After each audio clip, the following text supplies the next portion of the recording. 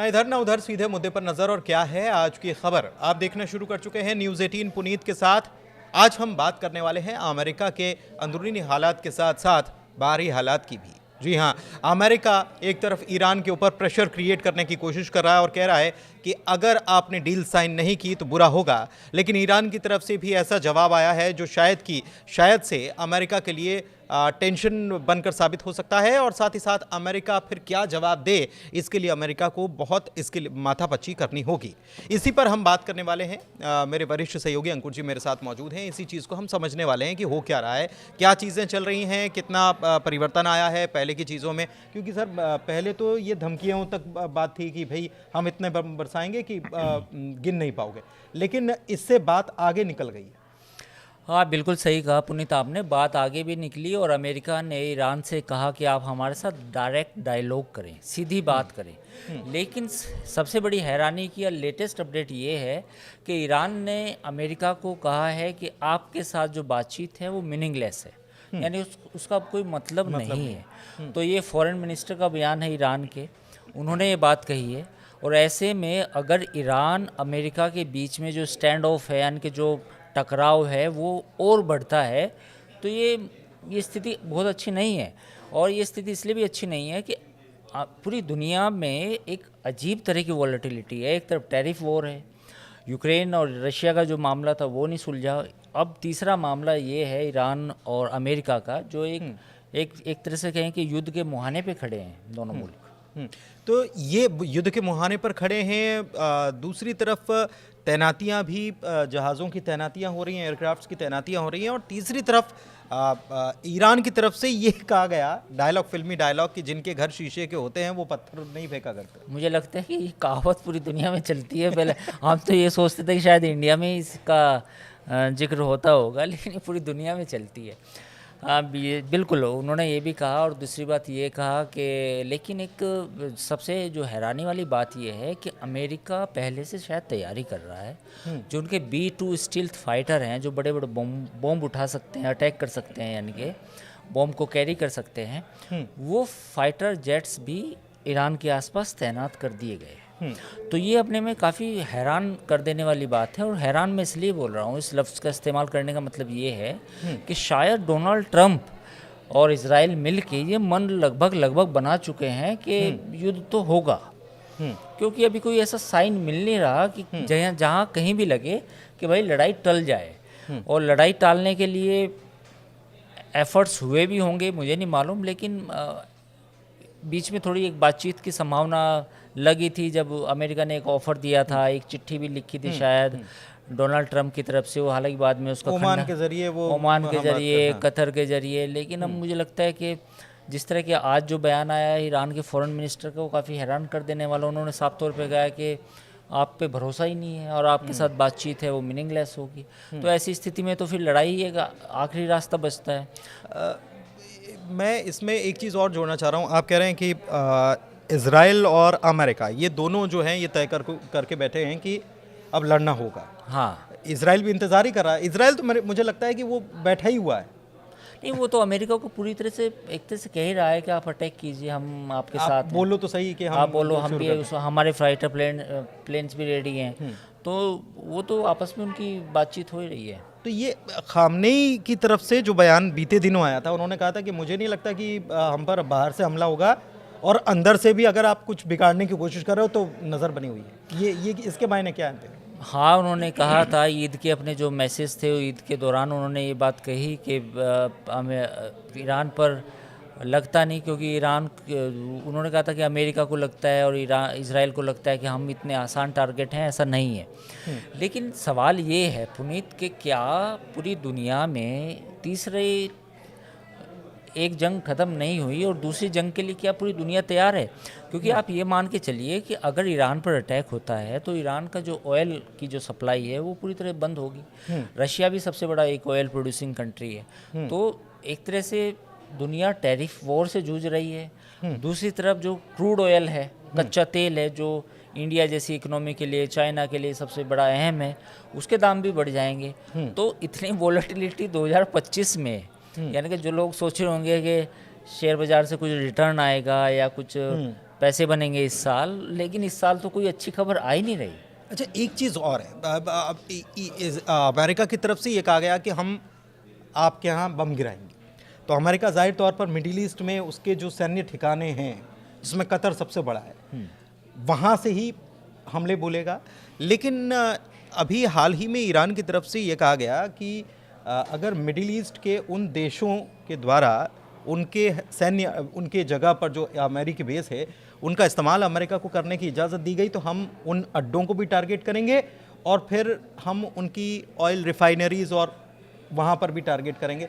तो वो 5 मुस्लिम देशों की तरफ से ऐसा कहा गया यूएस को कि भाई आप थोड़ा सा देख लो, ज़रा हम नहीं सहन कर पाएंगे। कुछ बीच का रास्ता मुझे लगता है निकाला जाएगा, क्योंकि जो सैन्य अड्डे हैं अमेरिका के वो लगभग जितने भी मिडिल ईस्ट कंट्रीज़ हैं कहीं ना कहीं कुछ हैं।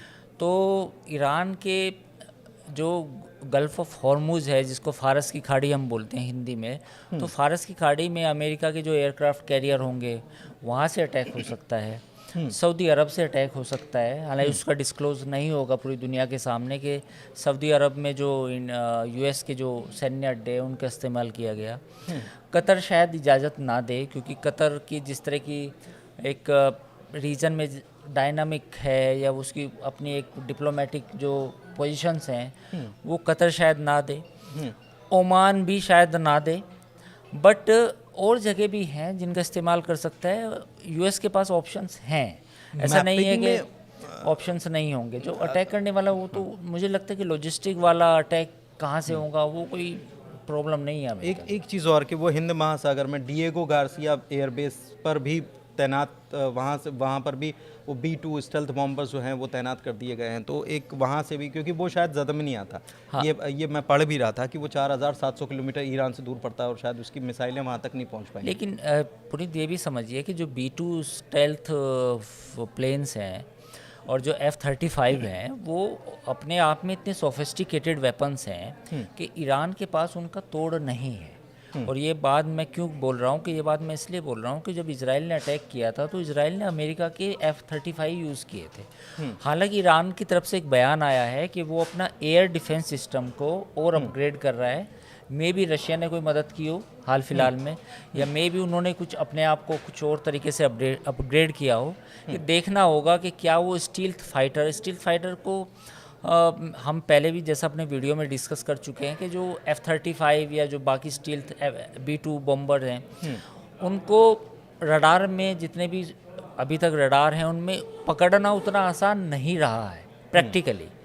ये जो भी आमतौर पे जितने भी डिफेंस एक्सपर्ट हैं वो भी ये बात कहते हैं।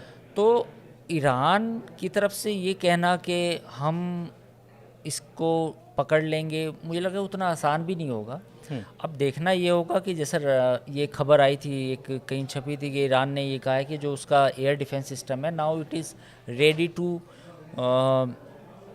रेडी फॉर एनी अटैक और any upgraded attack, may be stealth fighter.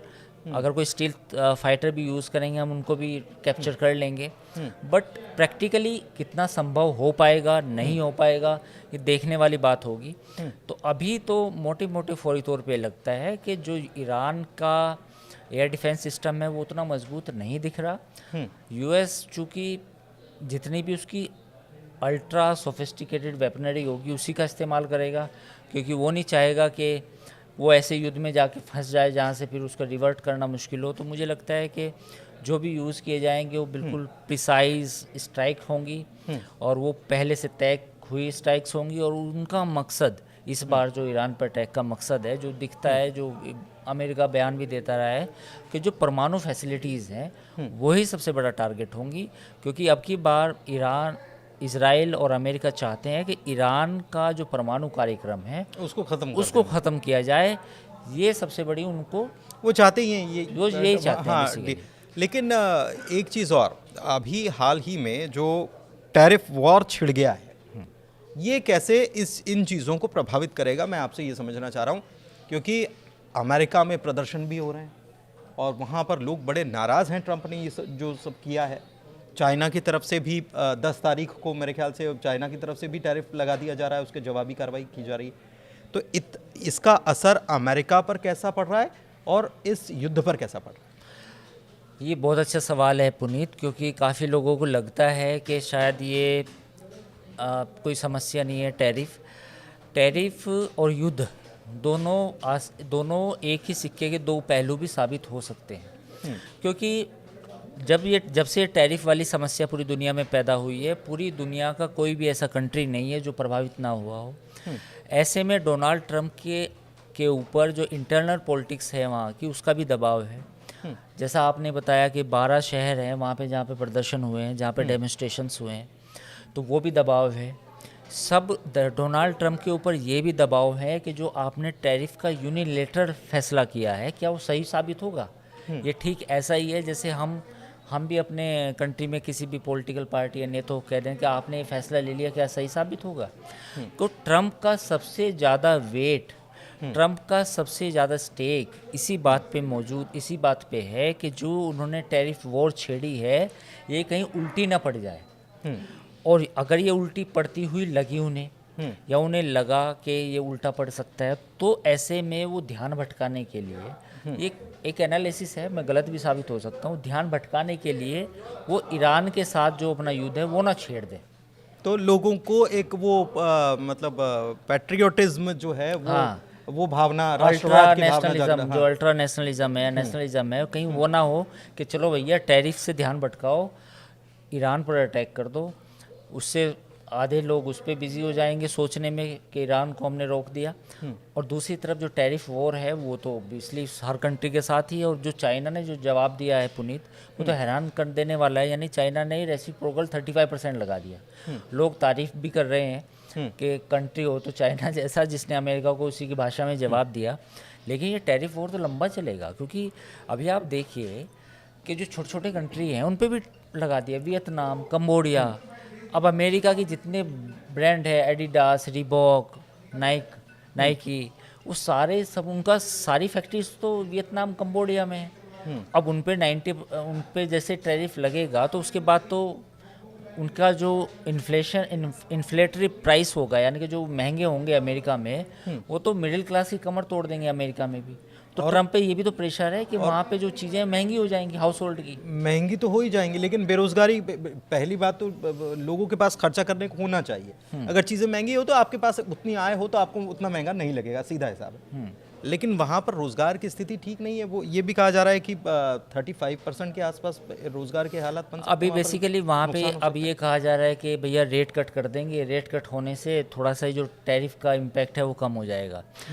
लेकिन मुझे लगता है कि अभी इतना आसान नहीं है। यूएस में मंदी की बातें की जाने लगी हैं। कोई इमेजिन कर सकता था कि ट्रंप आएंगे, तो ट्रंप तो हमेशा यही कहते रहे ना कि मंदी नहीं आएगी, आप टेंशन ना लो, बाहर निकाल लूंगा मैं मंदी से बाहर निकाल दूंगा, अमेरिका को ग्रेट पावर बनाऊंगा।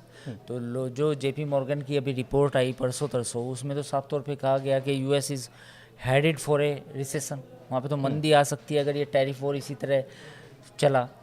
फिर दूसरा, एलन मस्क जो हैं, उन्होंने इटली की जो कांग्रेस है उसके साथ बातचीत करते हुए कहा कि आप हमारे से फ्री ट्रेड एग्रीमेंट करें, जिससे जो आपका टैरिफ है वो जीरो हो जाएगा ऑलमोस्ट।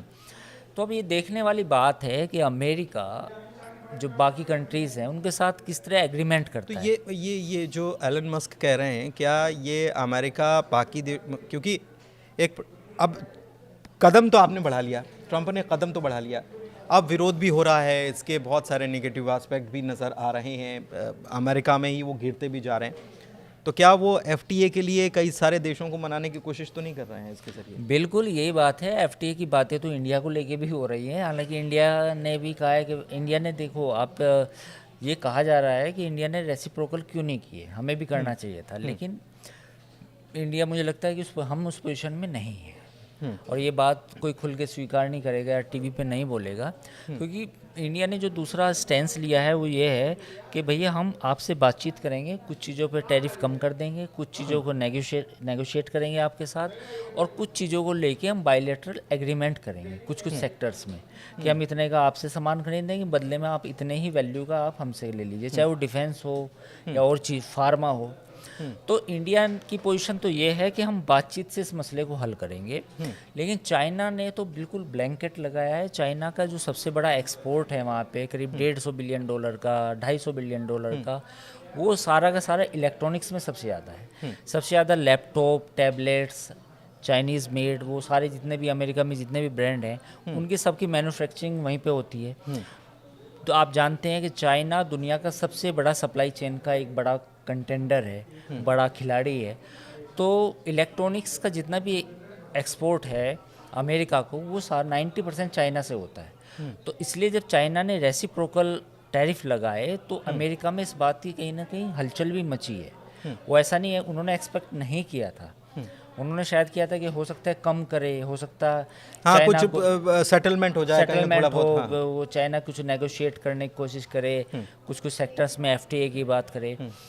लेकिन चाइना ने जिस अंदाज में जवाब दिया है वो एक हैरान कर देने वाला है। और अब मुझे लगता है कि ये टैरिफ और वॉर ईरान के साथ, तो वो ये चाइना कहीं ना ने कहीं ये जुड़ी हुई है। चाइना क्या, दो तीन चीज़ें हैं कि एक तो ईरान और चाइना के बहुत अच्छे ताल्लुकात हैं। तेल तो ईरान से चाइना खरीदता है, ये तो हम सब जानते कुछ हैं। मतलब कुछ कंडीशंस हाँ, में, कुछ हाँ। कंडीशंस में खरीदता है। ब्रिक्स में भी साथ में, रूस और चाइना भी साथ में है। तो क्या दूसरा, मतलब एक रास्ते से दूसरा तोड़, एक तीर से दो निशाने, ऐसा कुछ है क्या? देखिए, ब्रिक्स को लेके तो डोनाल्ड ट्रंप ने कहा था ब्रिक्स इज डेड। तो डोनाल्ड ट्रंप कहते हैं तो ठीक है। नहीं होता ना डेड। नहीं, मैं तो करने की बात तो बता कुछ रहा हूँ, मैं उनकी मंशा की बात कर रहा हूँ। तो उनकी मंशा तो यही है कि ब्रिक्स ये जितने भी ऑर्गेनाइजेशन है, SCO, सिंघाई कॉरपोरेशन, इनका कोई मतलब नहीं है। और हमने पहले भी डिस्कस किया था, पुनीत याद कीजिए, कि मुझे लगता है कि ट्रंप की को सबसे बड़ी थ्रेट रशिया नहीं है। ट्रंप को लगता है कि China is a bigger threat. और उनको लगता है कि चाइना ने ही अमेरिका की जो मैन्युफैक्चरिंग जॉब्स हैं वो सबसे ज़्यादा ली हैं। और दुनिया में जो सप्लाई चेन का एक सबसे बड़ा बेताज बादशाह मैं कहूँगा चाइना बन के उभरा है। तो अमेरिका डोनाल्ड ट्रंप मानते हैं कि उनको तो अमेरिकन कंपनीज़ को होना चाहिए था। यानी कि नाइके के जूते भी अमेरिका में बनने चाहिए थे, डेल के कंप्यूटर भी बनने चाहिए थे, एप्पल का सारी मैन्युफैक्चरिंग अमेरिका में होनी चाहिए थी। तो उनके सपने तो ये हैं। लेकिन मुझे लगता है कि डोनाल्ड ट्रंप जब आए हैं उससे पहले बहुत पानी बह चुका है। अच्छा, क्योंकि वीडियो लंबा ना हो जाए, एक शॉर्ट चीज़ मैं आपसे समझना चाह रहा हूँ।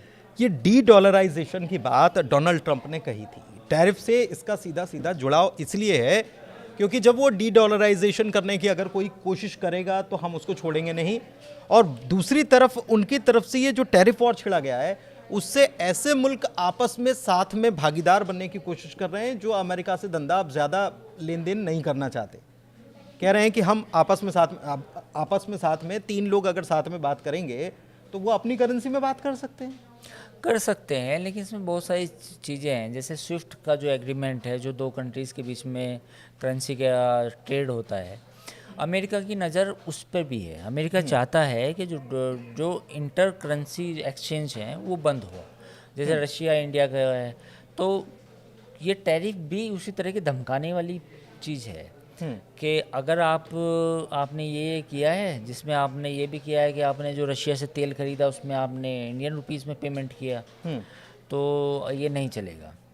और अगर आप कुछ करेंगे तो हम पेट्रोलियम प्रोडक्ट पे भी अलग से टैरिफ लगा देंगे। तो इस तरह की कुछ ये टैरिफ भी उसी का हिस्सा है। तो लॉन्ग टर्म प्लान तो अमेरिका का ये है कि जो डॉलर का स्ट्रेंथनिंग है, जो डॉलर की पोजीशन है वो इंटैक्ट रहे, और उसका टैरिफ का इस्तेमाल कुछ चीज़ों में डराने के लिए भी किया जाए, जिसमें एक करेंसी एक्सचेंज भी है।